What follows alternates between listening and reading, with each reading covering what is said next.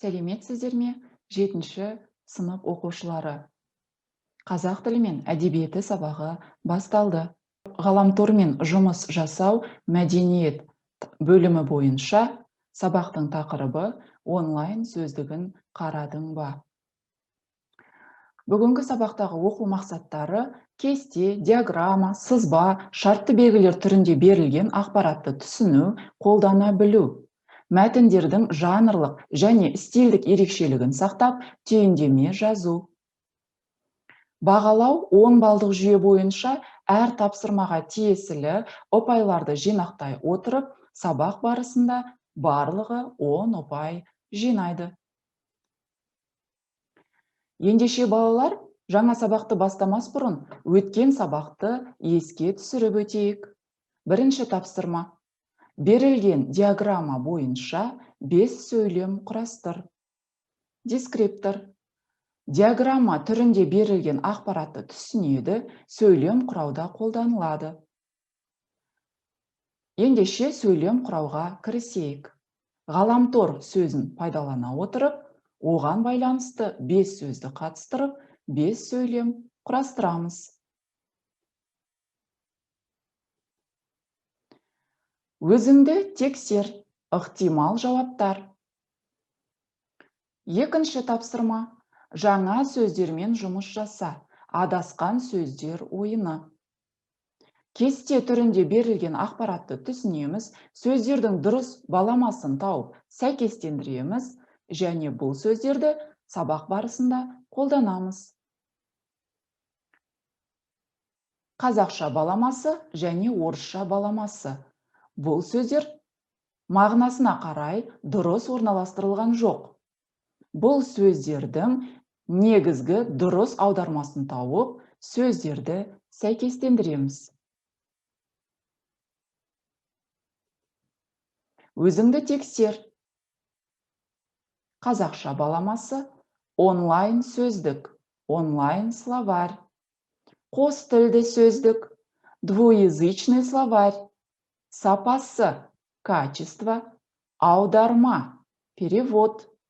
Түйіндеме, резюме, икемділік, склонность, біліктілік, умение, жетістік, достижение. Сөздерді қайталаймыз және жаттап аламыз. Жаңа сабақ бойынша ой шақыру сұрақтарына назар аударайық. Сұрақтарға жауап бер. Сөздіктерді пайдаланасың ба? Сөздіктердің қандай түрлерін білесің? Қандай сөздікті жиі қолданасың? Онлайн электронды сөздікті ме? Әлде қағаз сөздікті ме? Олардың қайсысы тиімді? Өз ойымызды айтып, өз жауаптарымызды дыбысты хабарлама арқылы мұғалімге жолдаймыз. Жарайсыңдар балалар, жауаптарыңа үлкен рахмет. Ендеше 4-ші тапсырма мәтінмен жұмыс.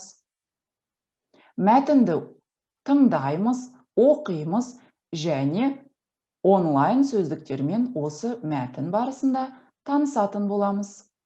4-ші тапсырма мәтінді тыңда, оқы және онлайн сөздіктермен таныс.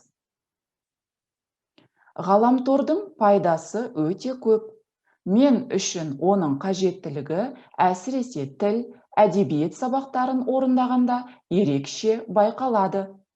Мен қазақ, ағылшын тілдерін үй тапсырмасын орындаған кезде міндетті түрде ғаламторды пайдаланамын.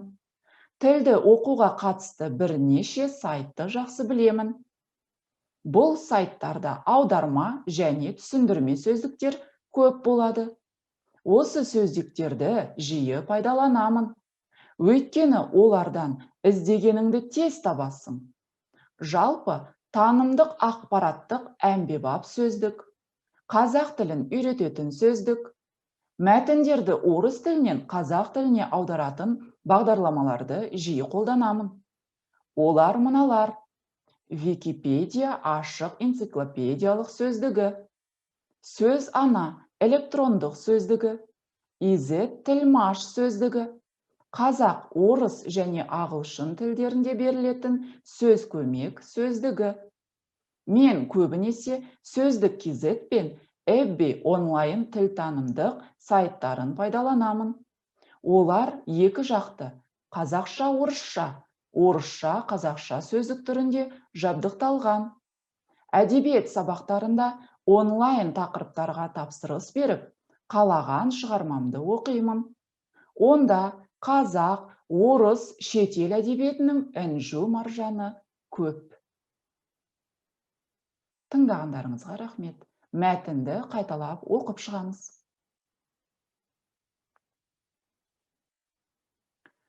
Келесі 5-ші тапсырма мәтін соңы жұмыс.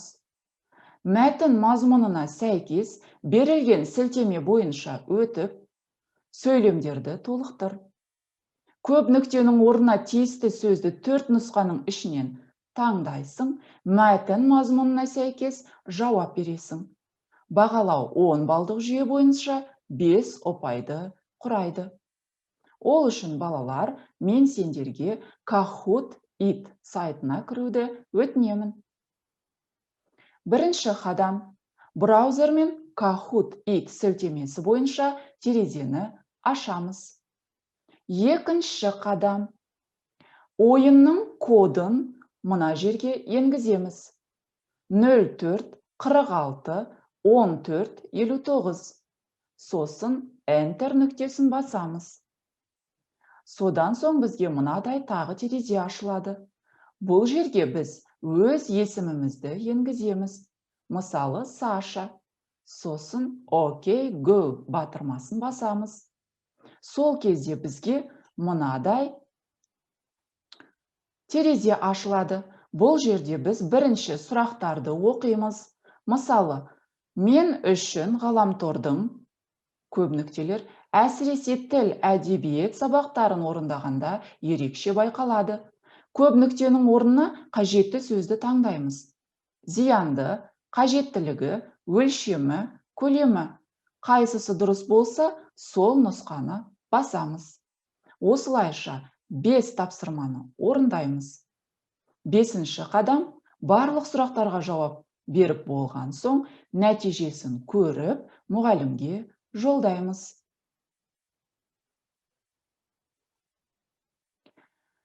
Келесі тапсырма балалар. Сіз жоғары оқу орнын аяқтап, мамандық бойынша жұмысқа орналасуды мақсат етіп қойдыңыз. Өз түйіндемеңізді жазыңыз. Балалар, түйіндеме дегеніміз белгілі бір тұлғаның мамандығы, кәсіптік шеберлігі, біліктілігі, икемділігі жайлы нақты қысқа мәлімет беретін іс қағаздың бір түрі. Түйіндеме жазудың алгоритмі. Бірінші, түйіндеме жазудағы мақсатыңызды айқындап алыңыз. Екінші, мұнда көрсетілген диаграммадағы ұяшықтағы мәліметтерді нақты әрі құжаттағыдай толтырыңыз. Үшінші, өзіңіз туралы толық мәлімет беру үшін онда біліміңіз, біліктілігіңіз, еткен жетістігіңіз, жұмыс тәжірибесі, әр нәрсеге икемділігіңіз бар екені жазылуы керек. Дескриптор сызбадағы мәтінді түсінеміз, түйіндеме жазуда қолданамыз. Бағалау 10 балдық жүйе бойынша 5 ұпайды құрайды. Үй жұмысы. Түйіндеме жазуды аяқтап, келесі сабаққа дейін өз түйіндемеңізді мұғалімге жолдайсыз. Және бүгінгі сабақ бойынша жаңа сөздерді жаттайсыз. Қорыта келетін болсақ, балалар, біз бүгінгі сабақта кесте, диаграмма, сызба, шартты белгілер түрінде берілген ақпаратты түсініп, оны сабақ барысында қолдана білдік. Мәтіндердің жанрлық және стильдік ерекшелігін сақтап, түйіндеме жазуды үйрендік. Осымен сабақ